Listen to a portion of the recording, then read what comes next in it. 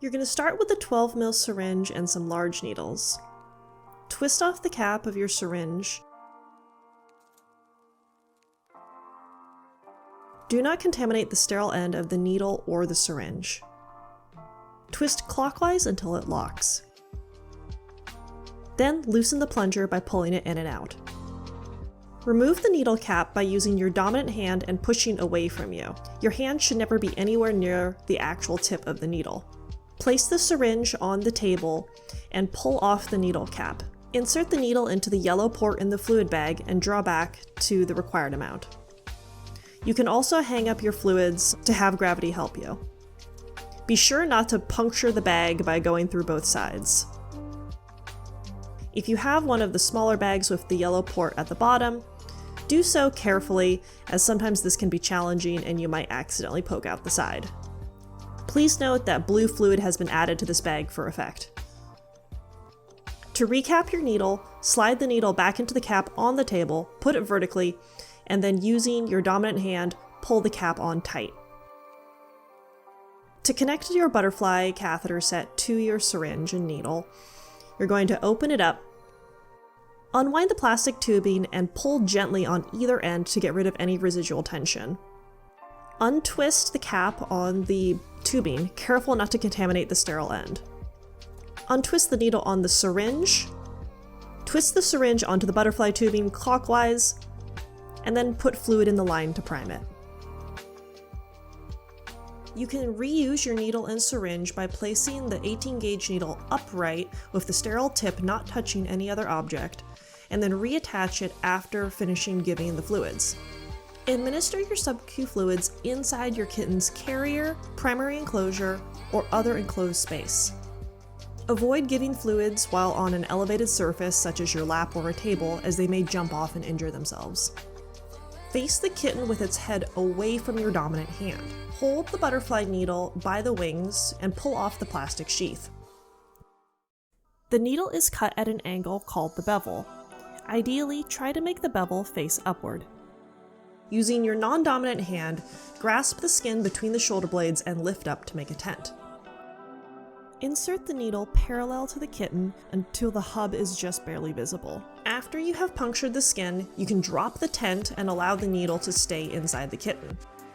Let's look at a few examples of typical sub-Q fluid administration. Pet the kitten to let him know that everything is okay. Remove your plastic sheath.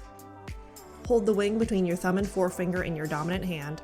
Grasp the scruff with your non-dominant hand. Identify the tent. Inject the needle parallel to the kitten. Give them a nice pet to let them know that everything is okay. Then pick up your syringe and start injecting. Inject very slowly at first, as the first mil or two is actually what causes the most discomfort for the kitten. If your kitten reacts, stop injecting and give them some time before trying to inject again. Remove the needle simply by pulling it out. As I scruff her to administer the fluids, you'll notice that she reacts by the puncture. I keep gripping it as I'm injecting because I'm not confident I'm in, and you can see that I fell out. I gently scruff her again and make my tent, and then inject. This kitten reacts very violently to being scruffed or restrained in any way, so I quickly stop trying to restrain her and just move the syringe with her as she walks. I pet her gently to try to reassure her, but she doesn't seem to appreciate that. Luckily, because of the butterfly syringe, I'm able to move with her until she's settled. I take my time giving the fluids very slowly so that way she doesn't react. And once the first few mils of fluids are in, she stops to react and appears more comfortable. The key is to administer the fluids slowly, stop if your kitten begins to react, and then give them more slowly until you get those first couple of mils in, after which point they should stop to react. When restraining your kitten to give fluids, make sure that your non-dominant hand is grasping the skin with your forefinger and thumb, and the palm of your hand is gently cupping the kitten's skull. Never have your hand in front of the kitten, as this causes them distress by having their eyes and ears blocked, and it makes you more prone to getting bitten. Kittens can sometimes jump during the initial needle poke. This can actually injure their backs and cause serious damage, so make sure that you are prepared to hold them down ever so slightly with your hand. If they jump, they should bounce off your hand rather than rearing up and injuring themselves. This doesn't mean smushing your kitten into the ground, but it means being prepared that if they should jump, your hand is there to protect them. Place your needles in an approved sharps container and throw the syringes and other materials in the trash.